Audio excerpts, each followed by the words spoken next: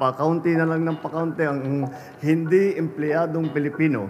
Kung ano man ang hawak nilang trabaho, dapat yung tinatawag na quality job. Mga manggagawa, naniniwala ba kayo dito? Balikan natin kung ano nga ba ang naging tugon ni PBBM nitong nagdaang taon sa usapin ng ating trabaho. Paborable pa nga sa mga negosyante kapag maraming walang trabaho. The moment na walang trabaho, sasamantalin na yung sitwasyon na ooperan tayo ng mga temporary job at mababang sahod. 50.79 million na Pilipinong may edad 15 pataas ang may kakayahang lumahok sa lakas paggawa.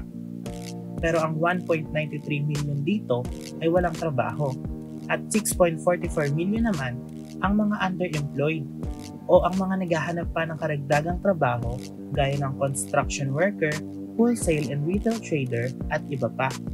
Humigit 35 million na manggagawa ay informal workers. Marami rito ay part-timers o kontraktual, kasama ang mga self-employed.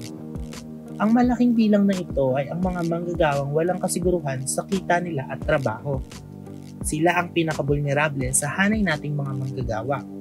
At ibang usapin pa ang kaligtasan sa trabaho. Nakapagsagawa tayo ng higit 70,000 inspeksyon, labor inspection. Nangyayari nga ba ito?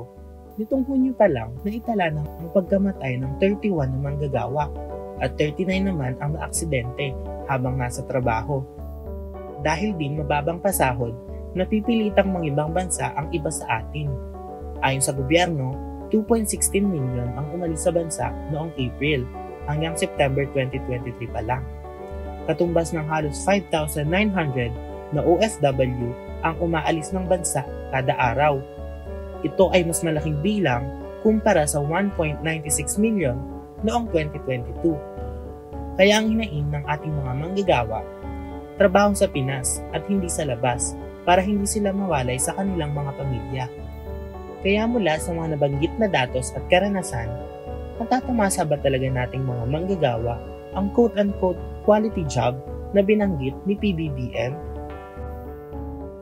Sa papalapit na 4 na taon ni PBBM sa pwesto, kumusta na ang lagay ng trabaho dyan sa lugar nyo?